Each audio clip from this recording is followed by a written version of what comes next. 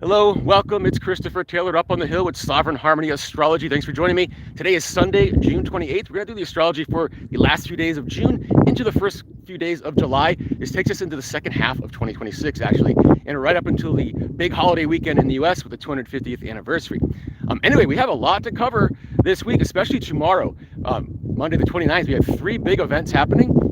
That includes, in chronological order, in the morning we're going to have a Mercury turning retrograde in Cancer, followed by a full moon in Capricorn, and then we're going to have Jupiter entering Leo. Okay, so big events happening here. So I'm going to take them each one at a time, and then also when we get to that Jupiter and Leo, there are some aspects happening this week that we'll talk about as well.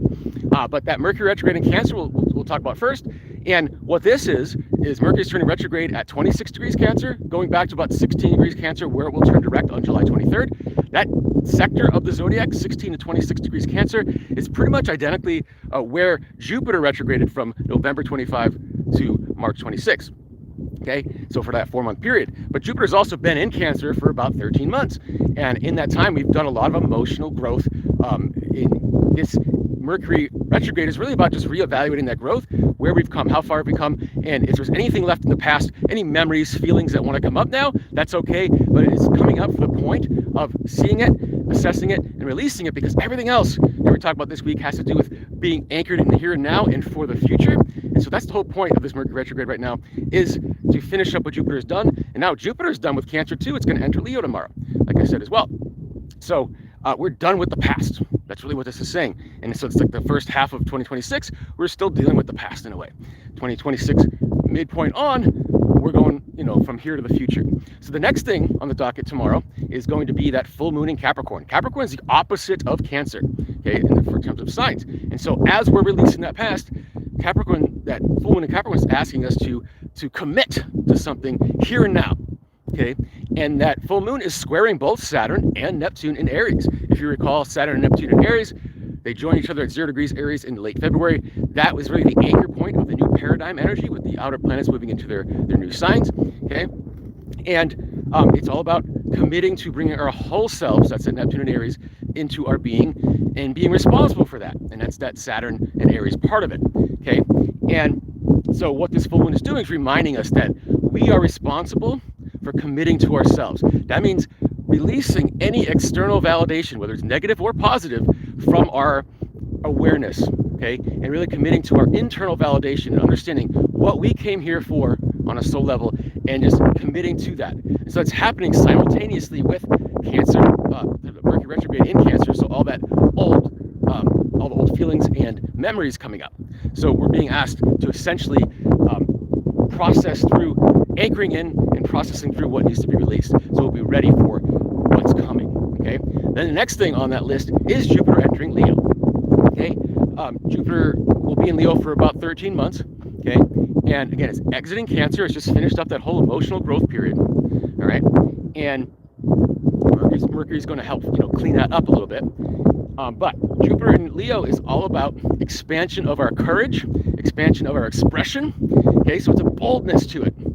And so that requires us to be in our now energy and not let that past get to us. So that's why Mercury is retrograding as it is.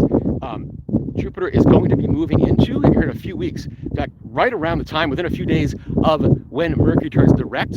So when it's finished up cleaning up its mess, the mess of any old stuff that has to come up, Jupiter is going to be forming a special aspect to the outer planets.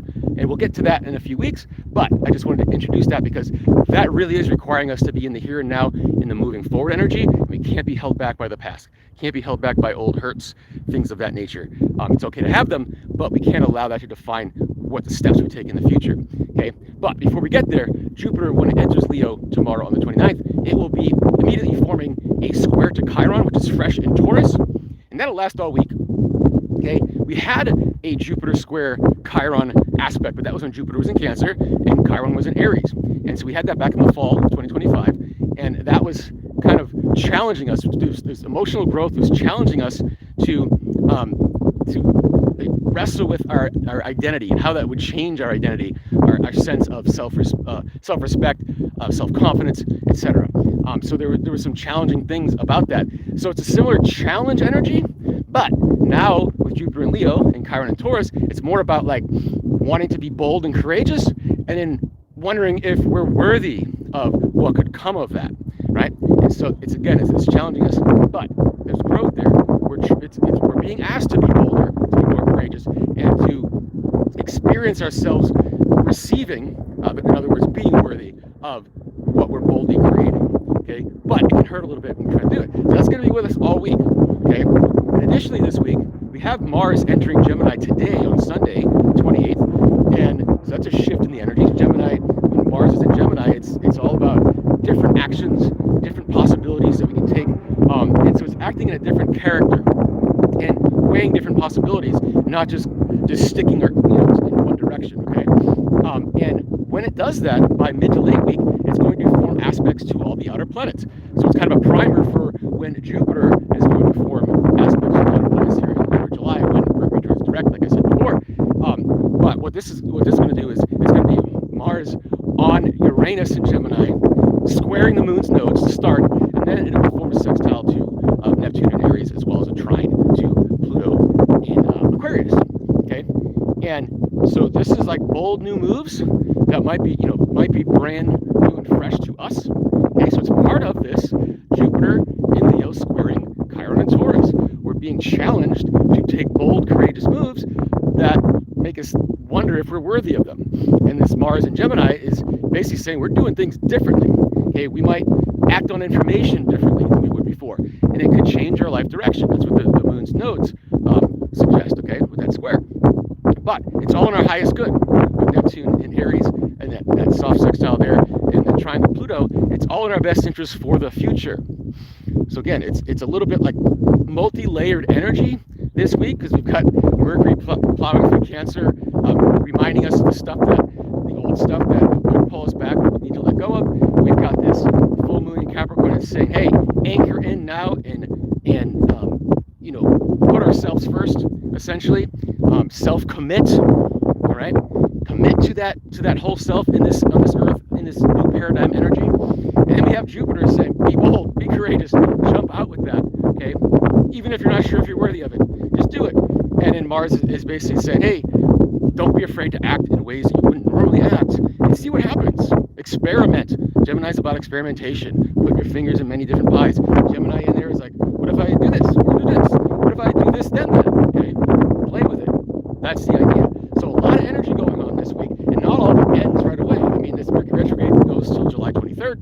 This Jupiter in Leo is going to be with us till next summer, 2027, and also this full moon energy is with us for a few weeks at least. Okay, so things are just unfolding this week. There's a real shift that just happened here in the last couple of days. If you've taken advantage of this past weekend, we had Mars at 29 degrees Taurus forming a sextile to Jupiter at the last degree of Cancer. And so it's been this opportunity to assess where we've been, what actions maybe we've limited ourselves in action, in what, based on the emotional growth that we've done, how could we act in ways that reflect that now, instead of just being pulled back in the past. So a lot of stuff going on. If you have any comments, let me know. If you're looking for a personal reading, I do those as well. We can see where this Mercury retrograde, Jupiter in Leo, and this full moon in Capricorn all land in your chart. Okay, you can contact me, whatever venue you're watching me here, whatever social media platform that you're watching, that's fine. Other than that, enjoy your weekend, enjoy your Sunday, enjoy your week, and we will see you as we accelerate into this new energy. Take care.